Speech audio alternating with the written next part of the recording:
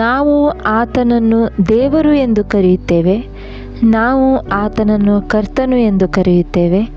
ಆದರೆ ದೇವರು ತಾನೇ ತನ್ನ ನಿಜವಾದ ಹೆಸರನ್ನು ನಮಗೆ ತಿಳಿಸಿದ್ದಾನೆ ಎಂಬುದನ್ನು ನೀವು ಎಂದಾದರೂ ಯೋಚಿಸಿದ್ದೀರಾ? ರಾಜ್ಯಗಳು ನಿರ್ಮಾಣವಾಗುವ ಮೊದಲು, ಬೈಬಲಿನ ಮೊದಲ ಪದವನ್ನು ಬರೆಯುವ ಮೊದಲೇ ಒಂದು ಹೆಸರು ಇತ್ತು.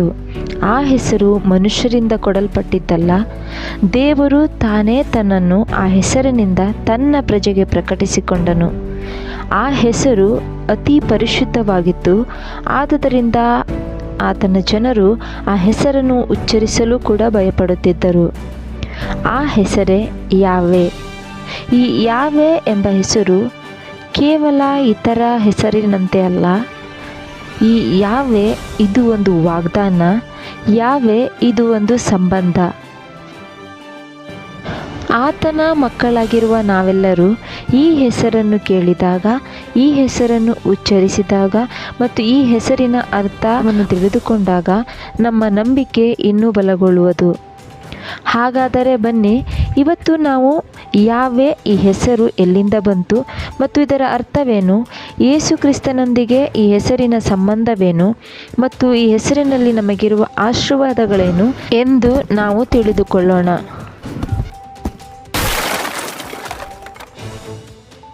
ಯಾವೆ, ಈ ಹೆಸರಿನ ಅರ್ಥವೇನು? ಯಾವೆ ಎಂಬ ಹೆಸರು ಇಬ್ರಿಯ ಬೈಬಲ್ನಲ್ಲಿ ಬರೆಯಲ್ಪಟ್ಟಿದೆ. ಇದನ್ನು 4 ಇಬ್ರಿಯ ಅಕ್ಷರಗಳಲ್ಲಿ ಉಚ್ಚರಿಸಲಾಗಿದೆ. ಅದು ಯಾವುದೆಂದರೆ ಯೋಡ್, ಹೇ, ವಾವ್, ಹೇ. ಯಾವೆಯನ್ನು ಇಂಗ್ಲಿಷಲ್ಲಿ I am who I am ಎಂದು ಟ್ರಾನ್ಸ್ಲೇಟ್ ಮಾಡಲಾಗಿದೆ ಮತ್ತು ಕನ್ನಡದಲ್ಲಿ ಇರುವಾತನೇ ಎಂಬುದಾಗಿ ಭಾಷಾಂತರವಾಗಿದೆ. ಈ ಹೆಸರಿನಿಂದಲೇ ದೇವರು ಮೊದಮೊದಲು ಮೋಶೆಗೆ ಪ್ರಕಟಿಸಿಕೊಂಡಿದ್ದನ್ನು ಸತ್ಯವೇದದಲ್ಲಿ ನಾವು ನೋಡುತ್ತೇವೆ. ದೇವರು ಮೋಶೆಗೆ ಉರಿಯುವ ಮುಳ್ಳಿನ ಪೊದೆಯಲ್ಲಿ ಕಾಣಿಸಿಕೊಂಡಾಗ ಮೋಶೆ ಆತನ ಹೆಸರನ್ನು ಕೇಳಿದಾಗ ದೇವರು ನಾನು ಇರುವಾತನೇ, ಅಂದರೆ ಯಾವೆ ಎಂಬುದಾಗಿ ಆ ಹೆಸರಿನ ಮೂಲಕ ಪ್ರಕಟಿಸಿಕೊಂಡದ್ದನ್ನು ನಾವು ನೋಡುತ್ತಾ ಇದ್ದೇವೆ. ಇಬ್ರಿಯ ಭಾಷೆಯಲ್ಲಿ ಈ ಹೆಸರಿಗೆ ಅಥವಾ ಪದಕ್ಕೆ ಅರ್ಥ ಅಥವಾ ಮಹತ್ವ ಏನೆಂದರೆ ದೇವರ ಶಾಶ್ವತ ಅಸ್ತಿತ್ವ ಎಂದು ತಿಳಿಸುತ್ತದೆ. He always was, he is and he always will be. ಆತನು ಹಿಂದೆಯೂ ಇದ್ದನು, ಈಗಲೂ ಇರುವಾತನು ಮತ್ತು ಮುಂದೆ ಎಂದೆಂದಿಗೂ ಇರುವಾತನು. ದೇವರು ಸ್ವಯಂ ಅಸ್ತಿತ್ವದಲ್ಲಿದ್ದವರು, ಅಂದರೆ ಯಾರೂ ಆತನನ್ನು ಸೃಷ್ಟಿ ಮಾಡಿಲ್ಲ ಮತ್ತು ಯಾವಾಗಲೂ ಬದಲಾಗದವನು. ಆತನು ಯಾವುದರ ಮೇಲೆಯೂ ಅವಲಂಬಿಸಿಲ್ಲ, ಬದಲಾಗಿ ಎಲ್ಲ ಸೃಷ್ಟಿಯು ಆತನ ಮೇಲೆ ಅವಲಂಬಿತವಾಗಿದೆ. ಪುರಾತನ ಇಸ್ರಾಯೇಲರ ಕಾಲದಲ್ಲಿ ಯಾವೆ ಎಂಬ ಹೆಸರು ಬಹು ಪವಿತ್ರವಾಗಿ ಪರಿಗಣಿಸುತ್ತಾ ಇದ್ದರು. ಹೀಗೆ ಆ ಹೆಸರನ್ನು ಅವರು ಪವಿತ್ರವಾಗಿ ಪರಿಗಣಿಸುವುದರಿಂದ ಆ ಶಬ್ದವನ್ನು ಅಥವಾ ಆ ಹೆಸರನ್ನು ಬಾಯಿಯಿಂದ ಉಚ್ಚರಿಸುವಂತಿರಲಿಲ್ಲ. ಹಾಗಾಗಿ ಅವರು ಆ ಯಾವೆ ಎಂಬ ಪದವನ್ನು ಉಚ್ಚರಿಸುವುದನ್ನು ನಿಲ್ಲಿಸಿದರು ಮತ್ತು ಅದರ ಬದಲಾಗಿ ಅಡೋನೈ ಎಂದು ದೇವರಿಗೆ ಕರೆಯುತ್ತಾ ಇದ್ದರು. ಇದರ ಅರ್ಥ ಲಾರ್ಡ್, ಒಡೆಯನು, ಯಜಮಾನನು ಅಥವಾ ದೇವರು ಎಂಬುದಾಗಿ ಇದರ ಅರ್ಥ. ವಿಮೋಚನಾ ಕಾಂಡ 20ನೇ ಅಧ್ಯಾಯ 7ನೇ ವಚನ ಹೇಳಿದ ಹಾಗೆ, ನಿನ್ನ ದೇವರಾದ ಯೆಹೋವನ ಹೆಸರನ್ನು ಅಯೋಗ್ಯ ಕಾರ್ಯಕ್ಕಾಗಿ ಎತ್ತಬಾರದು. ಯೆಹೋವನು ತನ್ನ ಹೆಸರನ್ನು ಅಯೋಗ್ಯ ಕಾರ್ಯಕ್ಕಾಗಿ ಎತ್ತುವವನನ್ನು ಶಿಕ್ಷಿಸದೆ ಬಿಡುವುದಿಲ್ಲ. ಈ ವಚನದ ಪ್ರಕಾರ ಯೆಹೋವನ ಹೆಸರನ್ನು ತಪ್ಪಾದ ಕಾರ್ಯಕ್ಕೆ ಉಪಯೋಗಿಸಿಕೊಳ್ಳಬಾರದೆಂಬುದಾಗಿ ಉದ್ದೇಶದಿಂದ ಈ ಹೆಸರಿಗೆ ಬದಲಾಗಿ ಅಡೋನೈ ಎಂದು ಕರೆಯುತ್ತಾ ಇದ್ದರು.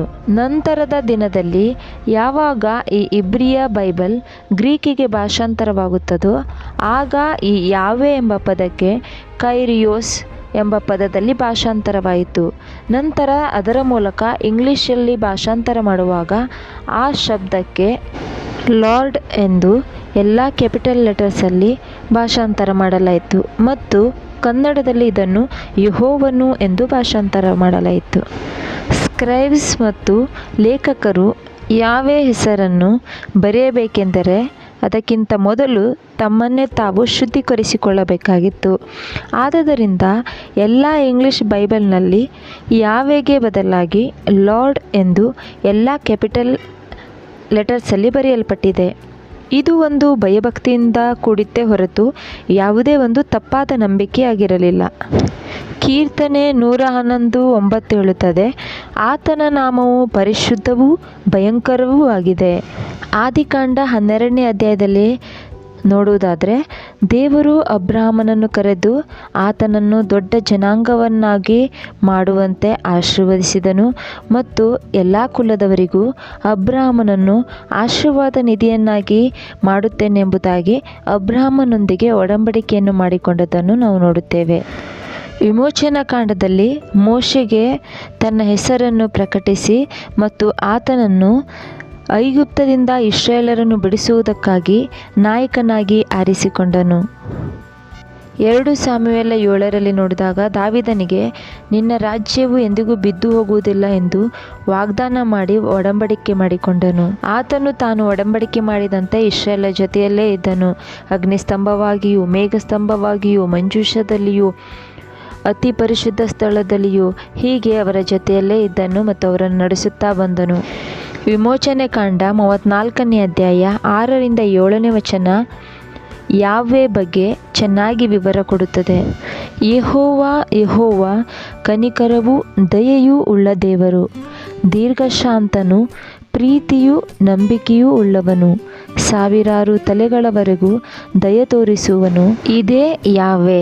ಕನಿಕರ ದಯೆಯುಳ್ಳ ದೇವರು, ದೀರ್ಘಶಾಂತನು, ಪ್ರೀತಿಯು ನಂಬಿಕೆಯುಳ್ಳವನು, ಕೃಪೆ ತೋರಿಸುವವನು ಆತನೇ ದೇವರಾಗಿದ್ದಾನೆ. ಹಳೆ ಒಡಂಬಡಿಕೆಯಿಂದಲೂ ಯಾವ್ವೆ ಅನೇಕ ಹೆಸರುಗಳಿಂದ ತನ್ನನ್ನು ತಾನೇ ಪ್ರಕಟಿಸಿಕೊಳ್ಳುತ್ತಾ ಬಂದಿರುತ್ತದೆ.